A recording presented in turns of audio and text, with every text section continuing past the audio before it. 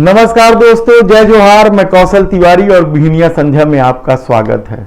महाराष्ट्र भूषण सम्मान, यह महाराष्ट्र सरकार का सबसे बड़ा सम्मान है और इसे लेकर बहुत बड़ा आयोजन भी किया गया था। इस आयोजन में अप्पा साहेब धर्माधिकारी को पुरस्कृत किया गया।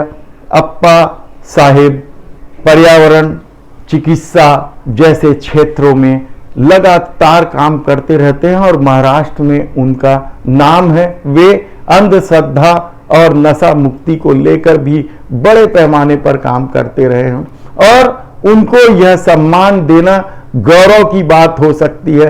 लेकिन जिस तरीके से इस सम्मान समारोह को राजनीतिक रूप देने के लिए लोगों की जान से भी खिलवाड़ किया गया, वह कम चौंकाने वाला और हैरान कर देने वाला नहीं है। इस कार्यक्रम को अप्रैल जैसे महीने में भरी दोपहरी में किया गया, जब टेम्परेचर यानी तापमान 42 डिग्री के आसपास होता है और उन आने वाले लोगों के लिए न तो छत की व्यवस्था थी और न ही किसी तरह की दूसरी व्यवस्था थी। लाखों की संख्या में लोग पहुंचे थे और लू लगने से कितने ही लोग काल कलवित हो गए। अभी संख्या लगातार बढ़ रही है, अभी 13-14 तक पहुंच गया और कितने ही सारे लोग अस्पतालों में भर्ती है। ये कार्यक्रम दोपहर में क्यों की गई, इसे लेकर विपक्ष भी सवाल उठा रहे हैं। जब इतना बड़ा सम्मान समारोह होना था, अप्पा साहेब की इतनी शानदार इमेज है, तो क्या इस कार्यक्रम को शाम को नहीं किया जाना था?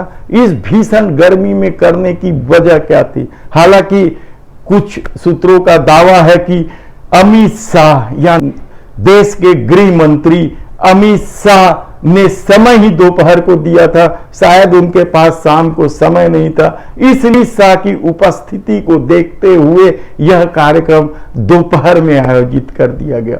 लेकिन जो 13-14 लोग मर गए, उनका क्या? 5-5 लाख रुपए का मुआवजा सरकार ने जरूर घोषणा की है और अस्पतालों में भर्ती लोगों का इलाज भी कराया जा रहा है।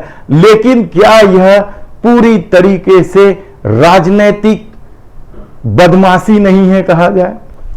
अमित शाह इस भीड़ को देखकर तारीफ कर रहे हैं। आप वीडियो देखेंगे, आपको कहीं YouTube में मिल जाएगा कि किस तरीके से तारीफ कर रहे हैं कि इतनी धूप में इतनी भीड़ देखकर अमित शाह अभिभूत है।